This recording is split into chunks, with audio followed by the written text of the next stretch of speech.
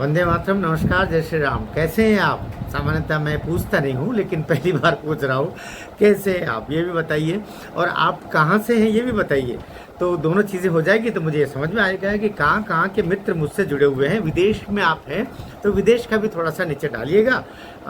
बेशक mobile number ना लिखिए, लेकिन अपना परिचय तो डाल ही सकते हैं, इतना कीजिएगा। ये जो वीडियो है मैं बहुत फर्राट, बहुत धमाकेदार, बहुत बारूदी, बहुत सुकोमल एक ऐसी अभिनेत्री, एक ऐसी वक्ता, एक ऐसी गायिका, एक ऐसी नेता का उल्लेख इसमें कर रहा हूं, जिसका शुरुआत में मैं भी थोड़ा प्रशंसक था। आप कहेंगे कि उसका प्रशंसक होना अपने आप में कितनी गलत बात है, आप कैसे प्रशंसक हो सकते हैं, ऐसा सवाल आपके मन में आ सकता है। मैं बात कर रहा हूं पश्चिम बंगाल की तेज तर्रार नेता, टीएमसी की नेता सयानी घोष की। सयानी घोष जो 27 जनवरी 1993 में कोलकाता में पैदा हुई, 33 साल की है, अविवाहित है, जादवपुर यूनिवर्सिटी से उन्होंने ग्रेजुएशन किया।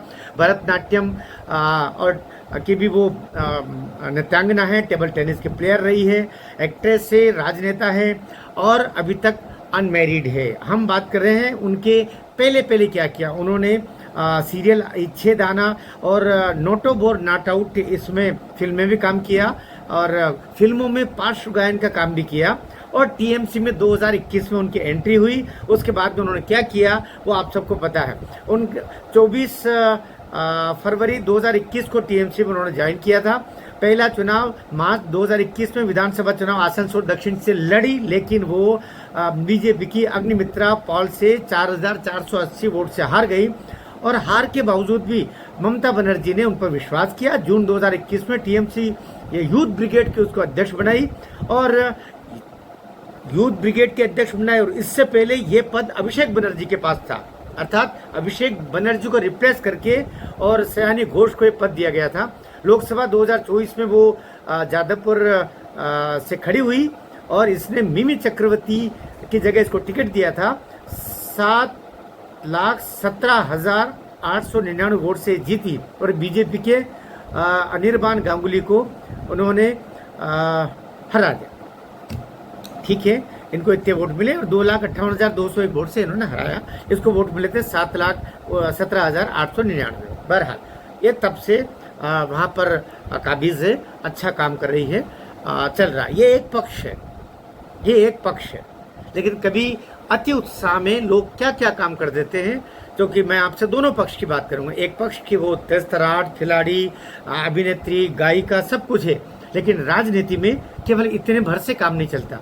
आपके पिछले कुकर्म भी काम आते हैं, काम नहीं आते वो आपको तकलीफ देते हैं। 2015 में इसने एक ट्वीट किया था जिसमें भोलेनाथ के शिवलिंग के ऊपर कोई पशुतुल्य कोई ऐसी राक्षसनी महिला होगी जिसने अपकृत्य किया। उस अपकृत्य के दृश्य को इसने ट्वीट किया था और उसके मजे ले रही थी। ये इसकी तब खूब ये मामला आगे बढ़ा और इसके ऊपर एफआईआर भी हुई। इसको आगे चल के इसने माफ़ी भी मांगी।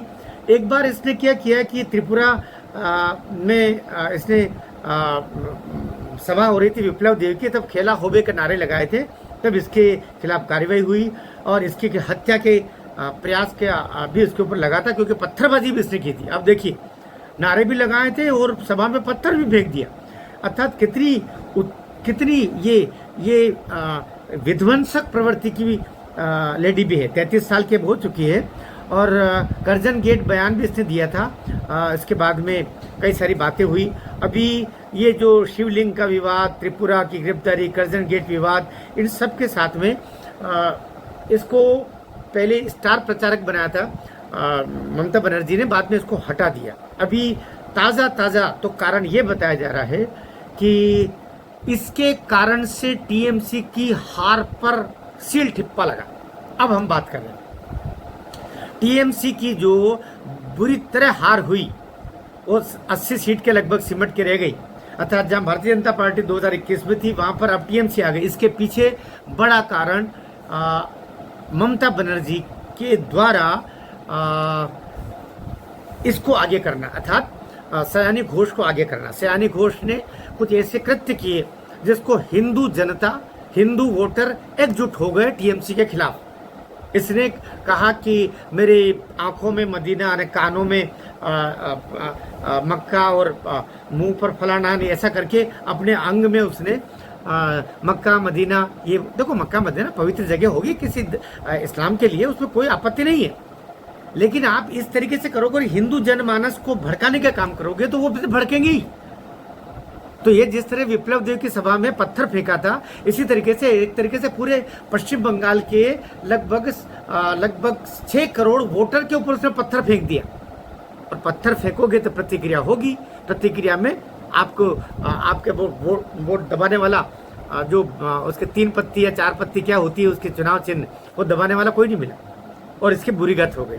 तो टीएमसी की बुरी गत के पीछे सयानी घोष का मक्का मदीना को अपने शरीर और अपने अंगों में धारण करने वाले बयान और गीत बड़े कारण रहे। साथ ही उनका वो जो भोलेनाथ के ऊपर जो ट्वीट किया नालायकी का, राक्षस पने का, वो भी बड़ा कारण रहा। और आज के हालत में कहा जा रहा है कि टीएमसी उससे मुक्ति चाहती है। यदि अभी ज़्यादा पर लोकसभा सीट से वो सांसद है, तो जब तक सांसद है तब तक तो है, लेकिन उसको हटाना और टीएमसी से साइड लाइन करने का काम किया जा रहा है। मुझे लगता है ममता बनर्जी से उसके थोड़े भी विवाद भी हुए, पता चला ममता बनर्जी और सयानी घोष के बीच बहुत वाद विवाद हुआ है और उसको एक तरीके से कह दिया गया है अब आप कोई वक्तव्य नहीं देंगे और आप पार्टी में बने हुए हो, इतना ही ठीक है, हमें आपकी ज़रूरत नहीं है। क्या ये बात उचित हो रही है? आप इस संदर्भ में टिप्पणी करेंगे तो मुझे ठीक लगेगा। वीडियो ठीक लगा हो तो शेयर भी कीजिएगा।